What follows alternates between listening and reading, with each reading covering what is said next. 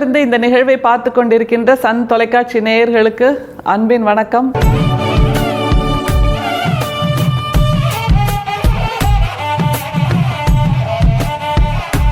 இது மார்கழி திருவிழா, ஆண்டாள் பெருவிழா. இன்றைக்கு பாசுரம் 17. ஒரு மிகப்பெரிய வெற்றி ஆண்டாளுக்கு. ஏன்னா வாயில் காப்போன்ட்ட கேட்டால, என்னை உள்ள விடு, நான் இந்த மாதிரியான ஆள், நீ எல்லாம் ரொம்ப பெருமை வாய்ந்தவன், இப்படியான மாளிகையோட நிற்கிற வாசல்ல வாயில் காப்போம் நான் நிற்கிற, எங்களை கண்ணன் தான் வர சொல்லியிருக்கான், அதனால் விடு எங்களை உள்ள அப்படின்னு சொன்னால. இப்போது வாயில் காப்போன் கதவை திறந்து விட ஆண்டாள் தன் தோழிகளோடு உள்ளே நுழைந்து விட்டாள் நந்தகோபாலனுடைய மாளிகைக்குள். அங்கே உள்ள நுழைஞ்சு அவள் என்ன பண்ணுறாங்கிறது ரொம்ப சுவாரஸ்யம். இதையும் நம்முடைய வாழ்க்கைக்கு பொருத்தி பார்க்க வேண்டும், ஏனென்றால் அதுவும் அப்ளை ஆகும் அப்படிங்கிறதா மிக முக்கியம். பாசுரத்தை முதல்ல பார்த்துடலாம். அம்பரமே தண்ணீரே சோரே அறம் செய்யும் எம்பெருமான் நந்தகோபாலா எழுந்திராய், கொம்பனார்க்கெல்லாம் கொழுந்தே குலவிளக்கே எம்பெருமாட்டி யசோதாய் அறிவுராய், அம்பரம் மூடரு தோங்கி உலகளந்த உம்பர் கோமானே உறங்காது எழுந்திராய், செம்பர் கழலடி செல்வா பலதேவா உம்பியும் நீயும் உறங்கேலோர் எம்பாவாய். இதுல குடும்பத்தையே எழுப்பி விடுறா ஆண்டாள். நந்தகோபாலனுடைய மாளிகைக்குள் போய் நந்தகோபாலனை எழுப்புறா, யசோதையை எழுப்புறா, கண்ணனை எழுப்புறா, கண்ணனோட சகோதரன் பலதேவனையும் எழுப்புறா, பலராமன்னு சொல்லுவோம்ல, அவனையும் எழுப்புறா. அப்படிங்கும்போது நம்மோட வாழ்க்கையில் ஒரு இலக்கு வச்சுருக்கோம் அப்படின்னா, நம்ம வீட்டில் இருக்கிற எல்லாரும் நமக்கு ஒத்துழைத்தால் அது சிறப்பாக இருக்கும் என்கின்ற அந்த உள் அர்த்தத்தையும் இந்த பாசுரத்தில் நம்ம பார்க்கலாம். முதல்ல நந்தகோபனுக்கு என்ன பெருமையை சொல்லி ஆண்டாள் எழுப்பி விடுறான்னு பாருங்களேன். அம்பரமே தண்ணீரே சோரே அறம் செய்யும் எம்பெருமான் நந்தகோபாலா எழுந்திராய். நந்தகோபாலன் மிகப்பெரிய வள்ளல்.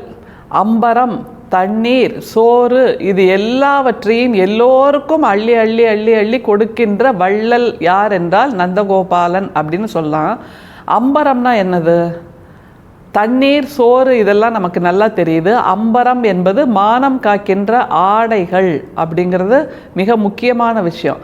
அப்படின்னு பார்த்தா ஆண்டாளோட அந்த 8ஆம் நூற்றாண்டு பாடலை இந்த 21ஆம் நூற்றாண்டுக்கு நாம் பொருத்தி பார்த்தால், மானம் காக்கின்ற ஒரு விஷயமாக நம்முடைய வாழ்க்கையில் நாம் வாழ்ந்து கொண்டிருக்கிறோம் என்கின்ற அர்த்தத்தை, மானத்தை காக்கின்ற ஒரு விஷயம் எதுவாக இருக்க முடியும்? நம்முடைய இலக்கு தானே இருக்க முடியும். நம்முடைய வாழ்க்கைக்கு நாம் அர்த்தம் கொடுக்கிறோம் என்றால் அதுதான் நமக்கான மானம். எனவே அப்படிப்பட்ட மானத்தை அள்ளி அள்ளி அள்ளி கொடுக்கின்ற ஒரு நந்தகோபாலன் அப்படின்னா, நம்ம வீடு, நம்முடைய குடும்பம், நம்முடைய உறவுகள், இது எல்லாம் நமக்கு அப்படிப்பட்ட ஒரு இயல்பு நிலையை அல்லது ஒரு இருப்பை தர வேண்டும். நான் இந்த மாதிரி இலக்கோடு இருக்கேன் அப்படின்னா நம்முடைய குடும்பமும் நமக்கு சேர்ந்து ஒத்துழைக்க வேண்டும். எனவே அம்பரமே தண்ணீரே சோரே இது எல்லாவற்றையும் கொடுக்கின்ற வள்ளலே நந்தகோபாலன் ஐயனே நீ எழுந்திரு அப்படிங்கிறா. அடுத்தது யசோதைக்கு வர்றா. என்ன சொல்றா பாருங்களேன். கொம்பனார்க்கெல்லாம் கொழுந்தே குலவிளக்கே எம்பெருமாட்டி யசோதாய் அறிவுராய் அப்படிங்கிறா. கொம்புனா வெறுமே அந்த குச்சின்ற அர்த்தம் இல்லை, பூங்கொடி மாதிரி அல்லது கொழுகொம்பாக இருக்கின்ற பெண்கள். ஒரு குடும்பத்துக்கு கொழுகொம்பாக யார் இருக்கிறார் என்றால் பெண்கள் தான் இருக்கிறார்கள், தாய்மார்கள் தான் இருக்கிறார்கள் என்பதனால் அப்படிப்பட்ட தாய்மார்களுக்கெல்லாம் தலைவியாக இருக்கக்கூடிய யசோதை தாயே நீ எழுந்திரு அப்படின்னு யசோதையும் எழுப்பி விட்டுறா. அடுத்தது கண்ணன் கிட்ட வர்றா பாருங்க. அம்பரம் மூடரு தோங்கி உலகளந்த உம்பர் கோமானே உறங்காது எழுந்திராய். அம்பரம் மூடரு தோங்கி உலகளந்தன, அந்த 3 அடி எடுத்து வைத்த அந்த கதை நமக்கு நல்லா தெரியும். மூவடியால் உலகளந்த அந்த உத்தமன் அப்படிங்கிற புராண கதை. அதாவது வானத்தை தாண்டி வளர்ந்து விஸ்வரூபம் எடுத்த அந்த தலைவனே நீ எழுந்திரு அப்படின்னு கண்ணனை எழுப்புறா. அடுத்தது பலதேவனையும் எழுப்பி விடுறா. இதில் மூவடியால் உலகை அளந்த அப்படிங்கிறது மிக முக்கியம். விஸ்வரூபம் எடுத்த கண்ணனே அப்படின்னா நம்முடைய கனவுகள் என்பது மூவடியால் உலகை அளக்க வேண்டும். என்ன முதல்ல மூவடி என்னது? நாம் அதை பற்றி சிந்திக்க வேண்டும், நாம் அதை பற்றி ஒரு உருவம் கொடுக்க வேண்டும். அது மிக முக்கியம். சிந்தனையில் அது முதல் அடியாக எடுத்து வைக்க வேண்டும். அடுத்த இரண்டாவது அடி என்ன? நாம் எப்படி அதை நோக்கி அந்த திட்டத்தை, அந்த சிந்தனையை, நம்முடைய கனவை எப்படி செயல்படுத்த போகிறோம் அப்படிங்கிற ஒரு ஸ்டாட்டிஸ்டிக்ஸ் அல்லது ஒரு டயக்ராம் நமக்கு ரொம்ப முக்கியம். அந்த வரைபடம் அடுத்த அடி என்று வைத்துக் கொள்ளலாம். மூன்றாவது அடி எது என்றால், அதற்காக நம்முடைய முயற்சிகள், அதற்காக நாம் செய்கின்ற செயல்கள், அதை எப்படி அந்த கனவை நிறைவேற்றுவதற்காக என்னென்ன விதமாகவெல்லாம் நாம் நம்முடைய செயல்பாடுகளை அமைத்துக் கொள்கிறோம். எனவே மூவடியால் உலகளந்த உத்தமன் அப்படின்னா அது புராண கதை மட்டுமல்ல, நாம் அத்தனை பேருமே மூவடியால் உலகளந்த உத்தமர்களாக ஆக முடியும். அடுத்தது, இந்த மூவடியை எடுத்து வைப்பதற்கு என்னவெல்லாம் செய்யணும்னா, ஏளனம், எள்ளல், கேலி, கிண்டல், மக்களுடைய வார்த்தைகள், இப்படியான பல தடைகளை நாம் தாண்டியாக வேண்டும். அதனால் இதெல்லாம் பொருட்படுத்தாமல் யார் அதையெல்லாம் தாண்டுகிறார்களோ, அந்த தடைகளையெல்லாம் யார் தாண்டுகிறார்களோ, உயரம் தாண்டுகிறார்களோ, நீளம் தாண்டுகிறார்களோ, அவர்கள் நிச்சயமாக வெற்றி பெற்றவர்களாக மாறுவார்கள். அப்படித்தானே ஆண்டாளும் ஜெயிச்சிருக்கா. தன்னுடைய வீட்டிலிருந்து அவள் கிளம்புகிறாள் என்னும்போது அவளுக்கு தெரியாது இப்படியெல்லாம் நடத்தி முடிப்போம் என்று. ஆனால் தோழிகளை அழைத்து கொண்டு நந்தகோபாலன் மாளிகை வாசலுக்கு வந்து இப்போது அவள் உள்ளேயும் வந்து விட்டாள் என்னும்போது ஒவ்வொரு படியாக நகர்கிறாள் அல்லவா. இதுதான் நாம் நம்முடைய வாழ்க்கைக்கும் பொருத்தி பார்க்க வேண்டும். இதை ஒரு ஆன்மீக பார்வையாக மட்டுமே பார்த்து ஆண்டாளை புகழ்ந்து கொண்டு இருக்காமல் நம்முடைய வாழ்க்கைக்கு அப்ளை செய்ய வேண்டும். அப்ளைடு லிட்ரேச்சருங்கிறது அதுதான். எனவே அப்படி பார்த்தால் இந்த பாசுரம் என்பது நமக்கு வாழ்க்கையை சொல்லி தருகின்ற பாசுரம். இதே மாதிரியான ஒரு பார்வையை ஆண்டாள் நாச்சியார் திருமொழியிலையும் பார்க்குறா. அது என்னங்கிறத பார்க்கலாமா? நாச்சியார் திருமொழியில் 5ஆம் திருமொழியில் மண்ணு பெரும்புகழ் அப்படிங்கிறது 43வது பாடல். இதில் அவள் செய்கிற ஒரு சாகசம் என்ன தெரியுமா? தன்னுடைய இலக்கை அடைவதற்காக அவள் எல்லாரையும் கூட்டு சேர்த்துக்கிறாள்ல, கூட்டாளியா, அந்த மாதிரி இதில் குயிலை கூட்டு சேர்த்து கொள்கிறாள். குயில் விடு தூதாக இந்த பாடல் அமைந்திருக்கிறது. குயிலிடம் தன்னுடைய கனவை சொல்கிறாள். எப்படி சொல்றா பாருங்களேன். வெள்ளை விழிசங்கு இடங்கையீர் கொண்ட விமலன் எனக்கு உருக்காட்டான், உள்ளம் புகுந்து என்னை நைவித்து நாளும் உயிர் பெய்து கூத்தாட்டு காணும் கள்ளவிழ் செண்பக பூமலர் கோதி களித்திசை பாடும் குயிலே மெல்ல விருந்து மிழற்றி மிழற்றாது என் வேங்கடவன் வர கூவாய். இதுல அவ தெளிவா சொல்றா, தன்னுடைய கனவை அடைவதற்காக எப்படியெல்லாம் துடித்து கொண்டிருக்கிறேன் அப்படிங்கிற ஒரு கனவை இதுல குயில் மூலமா தூது சொல்றா.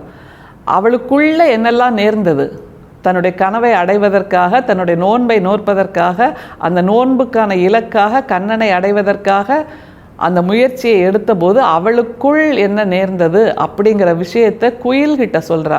எப்படி அடுக்கி சொல்றா பாருங்க. வெள்ளை விழிசங்கு இடக்கையீர் கொண்ட விமலன் எனக்கு உருக்காட்டான். அந்த பாஞ்ச சன்யம் அப்படிங்கிற வெற்றி சங்கை தன்னுடைய இடக்கையில் பிடித்து கொண்டிருக்கின்ற அந்த கண்ணன் எனக்கு உருக்காட்டான். அப்படின்னா எனக்கு இன்னும் அவன் கண்ணில் அகப்படலை, இன்விசிபிளா இருக்கான், என்னால் இன்னும் பார்க்க முடியல எந்த திசையிலையும். அப்படின்னா நம்முடைய வெற்றியும் இன்னமும் நம்மால் கண்ணால் பார்க்க முடியாததாக இருக்கிறது.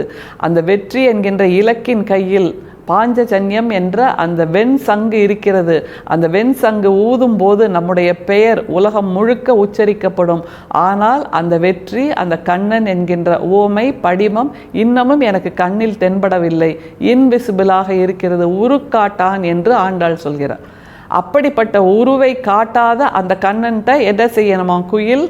அதையும் சொல்ற பாருங்க. உள்ளம் புகுந்து என்னை நைவித்து நாளும் உயிர் பெய்து கூத்தாட்டு காணும். கண்ணனை தரிசிக்க வேண்டும் என்கின்ற அந்த பேர் ஆவல், அந்த பதைபதைப்பு, என் உள்ளம் புகுந்து என்னை நைவித்து அப்படின்னா என் உள்ளத்துக்குள்ள முழுக்க ஆக்கிரமிப்பு பண்ணியிருக்கு.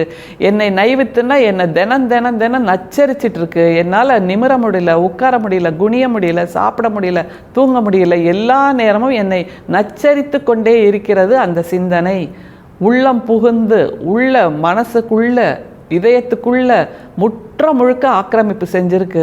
அந்த ஆக்கிரமிப்பால் என்னால் இயல்பாக இருக்க முடியவில்லை, நான் தத்தளித்து கொண்டிருக்கிறேன் அப்படின்னு ஆண்டாள் சொல்றா. அடுத்தது என்ன நடக்குதான் அவளுக்குள்ள பாருங்க. உயிர் பெய்து கூத்தாட்டு காணும். உயிருக்குள்ள அப்படி துடிச்சிட்டு இருக்கு. நமக்கு ஒரு விருப்பம் வந்துடுச்சு, ஒரு கனவு வந்துடுச்சு, ஒரு இலக்கு வந்துடுச்சு, அதை நோக்கி நாம் செயல்பட்டு கொண்டிருக்கிறோம். அது அடைந்து முடிகிற வரைக்கும் நமக்கு உள்ள ஒரு பதைபதைப்பு, ஒரு துடிதுடிப்பு, ஒரு பரபரப்பு எல்லாம் இருக்கும்ல. அது எல்லாவற்றையும் இந்த 2 வரியில் சொல்கிறா. இது எல்லாம் எனக்கு நடக்குது, ஆனால் கூத்தாட்டு காணும். கண்ணன் என்ன செய்கிறான்னா, நான் இப்படியெல்லாம் துடிக்கிறேனே அதை வேடிக்கை பார்த்துட்டு இருக்கான். அப்படி தானே இருக்கும். இன்னும் கொஞ்ச நேரத்தில் நான் நினச்சதை அடைஞ்சிட முடியும், இன்னும் கொஞ்ச நாளில் நான் நினச்சதை அடைஞ்சிட முடியும், இன்னும் 1 வருஷத்துக்குள்ளே என்னோடய கனவு நனவாயிடும். அப்படிங்கும்போது அந்த 1 வருஷமும் நம்ம துடிக்கிற துடிப்பு இருக்கு இல்லையா, அது நிச்சயமாக இந்த 2 வரிகளுக்குள் பொருந்தி போகின்ற துடிப்பாக இருக்கும் என்பதைத்தான் ஆண்டாள் சொல்றார். கள்ளவிழ் செண்பக பூமலர் கோதி களித்திசை பாடும் குயிலே. செண்பகப்பூ மலர்ந்திருக்கு அந்த பக்கம், நீ குயில் களித்து இசை பாடுற. ஆனால் என்னால் அப்படி சந்தோஷமா இருக்க முடியல. ஏன்னா என்னுடைய கனவை நான் இன்னமும் அடையவில்லை. கண்ணன் எனக்கு உருக்காட்டாதவனாக இருக்கிறான். எனக்கு என்னுடைய வெற்றியின் திசை தெரியவில்லை, வெற்றியின் உருவம் தெரியவில்லை என்று ஆண்டாள் சொல்றார். எப்படி நிறைவு செய்கிறா பாருங்க. மெல்ல விருந்து மிழற்றி மிழற்றாதென் வேங்கடவன் வர கூவுவாய். உன்னோட மழலை சொல், குயிலோட மழலை சொல்லால எனக்குள் நேர்கின்ற இந்த பிரச்சனைகள், இந்த அவஸ்தைகள், இந்த பரபரப்புகள், இந்த பரிதவிப்புகள் எல்லாவற்றையும் போய் அந்த கண்ணன் காதில் சொல்லு அப்படிங்கிறா. யாரை நம்ம தூது தேர்ந்தெடுக்கிறோம் அப்படிங்கிறது மிக முக்கியம். நமக்கு தோதாக, நம்முடைய உணர்வை புரிந்து கொள்பவர்களாக, நம்முடைய உணர்வோடு இணைந்திருப்பவர்களாக இருந்தால் அந்த கனவை சொல்லும்போது அது நிச்சயமாக அது ஒரு பலமாக அமையும். நாளையிலிருந்து ஆண்டாளோட நாச்சியார் திருமொழியில் 3 உச்சக்கட்ட பாடல்களை தொடர்ந்து பார்க்க போகிறோம். வாரணம் ஆயிரம், மத்தளம் கொட்ட, கற்பூரம் நாருமோ, இந்த 3 பாடல்களையும் தொடர்ந்து பார்ப்போம். மிக அற்புதமான, காலத்தால் வெல்ல முடியாத காதலையும் நேசத்தையும் பாசத்தையும் இலக்கையும் கிழக்கையும் சேர்த்து அள்ளித் தருகின்ற திருமணக் கனவை சொல்லுகின்ற பாடல்கள். தொடர்ந்து பாருங்கள். நன்றி, வணக்கம்.